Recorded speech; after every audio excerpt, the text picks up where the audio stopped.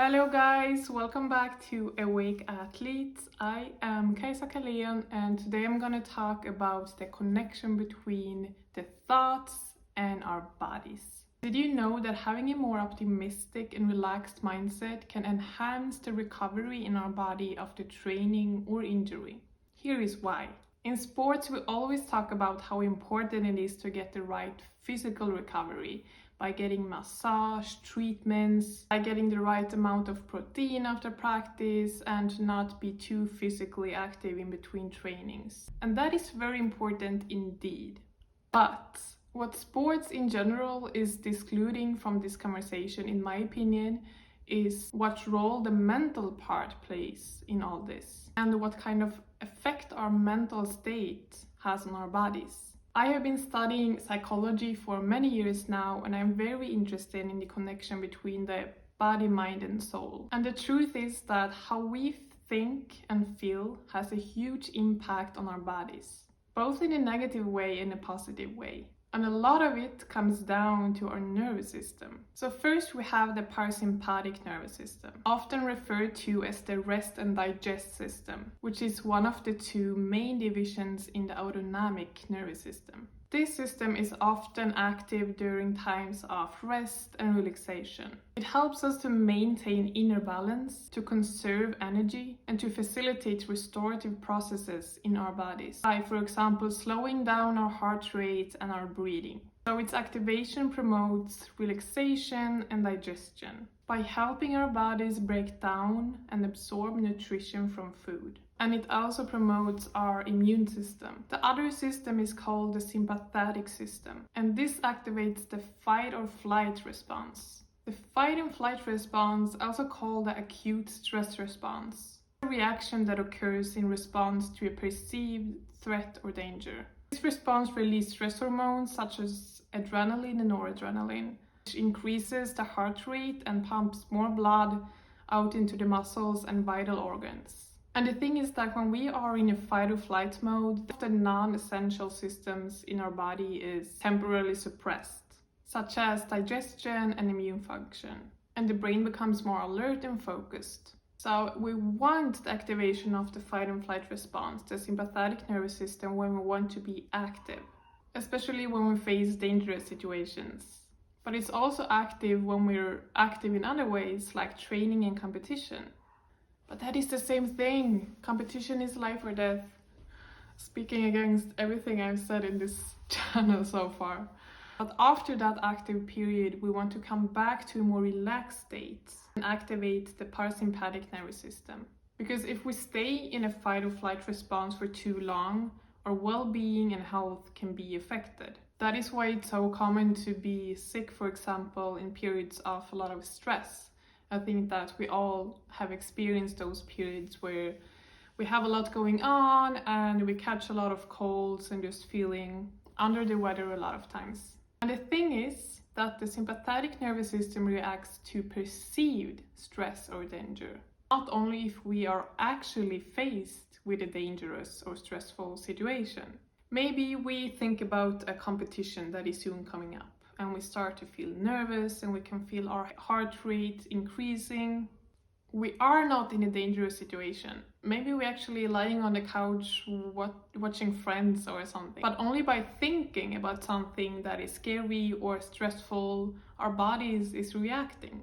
So what does this mean? It means that our body doesn't know if we are actually preparing to run away from a bear in the forest. You know, I'm from Sweden, it can actually happen there. If we are about to do a jump or a race in a competition, or if we are only thinking about something that makes us stressful or scared. Therefore, only our thoughts can activate the sympathetic nervous system, even if we sit on the couch doing nothing. So what this means is that if we are constantly worrying and obsessing about things, if we are always stressed and we can't stop thinking about that competition that is coming up, or if we've been injured and we're nervous about what will happen, or if other things are going on in our lives, it can be relationships, it can be family, it can be job, whatever. If this is the case, we will always be in a fight or flight response. that shuts down all the essential systems that we need for our well-being and recovery, able to take up nutrition from food. So even if we're really conscious about eating all the necessary nutrition and if we have optimal physical recovery, we won't be able to recover properly if our minds are constantly spinning and worrying about things. Or for example, that I guess all of us have experienced when we're injured, for example. You worry about, when will I come back? What can I do? Does it hurt in this position? Even if you sit on the couch, your head is spinning. And you think about it, every step you take during the day is like, is it hurting more? Is it hurting less? Is it better? When can I come back? It's like that.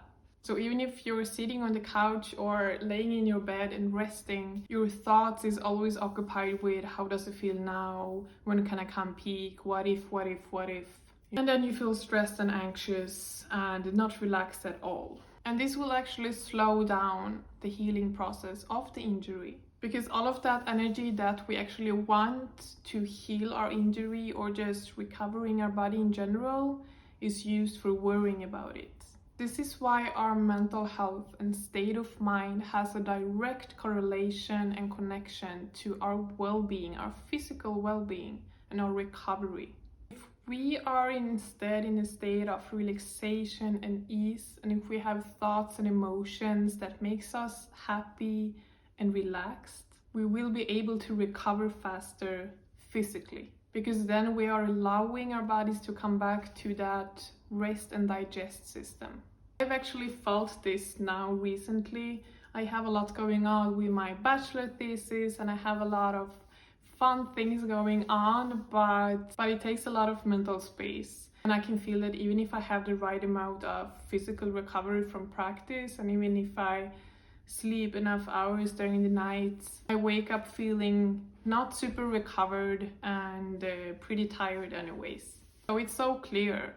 So here is where mindfulness and the ability to shut out stressful thoughts and thought patterns and emotions comes in. And also to have a life where we actually feel relaxed and happy, and maybe especially when we have a competition coming up that we're nervous about, or maybe if we have an injury or practice doesn't really go the way we want to at the moment, it's even more important to do things and have things in our life that makes us be able to relax and not constantly worrying about things. And another thing is that many of us athletes is huge perfectionists. We want to do everything perfectly, and we have our schedule and we have our food and nutrition, and we do everything perfectly from the training schedule and everything like that. And that can take a lot of headspace. It can take a lot of energy.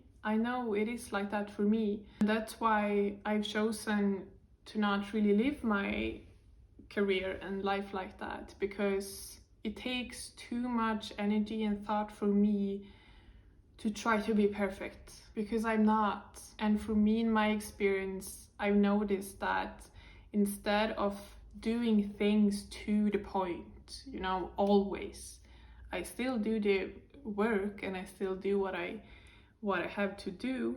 But for example, if I'm a bit injured or if things doesn't go perfectly at practice or something like that, instead of sitting home in the couch and worrying about it and thinking that no, I need to rest my physical body, I need to sit here and think about my injury. Instead of doing that, I take myself out to do other things, take my mind out of it, maybe meeting some friends and doing things that actually gives me energy. I know that when I then do things that makes me relaxed and makes me happy, I will recover faster. So we don't have to be so perfect all the time. I think that it will actually benefit us to not try to be so perfect all the time. And there is actually a lot of studies that has tested this connection between the mental state and recovery. There are studies, for example, that has tested the concept of optimism, that shows that patients that had a more optimistic mindset about their recovery recovered faster from both diseases and illnesses and wounds. And of course, that can be applied to sports injuries too, because most of the stress we experience is actually a cause of perception. So by learning how to control our thoughts and by learning to be kinder to ourselves, we will also help our body heal faster. Thank you so much for watching my video. As always, I am super grateful to all of you that watch my videos. I really do love you all. So please subscribe to Awake Athlete and like the video, and I will see you soon.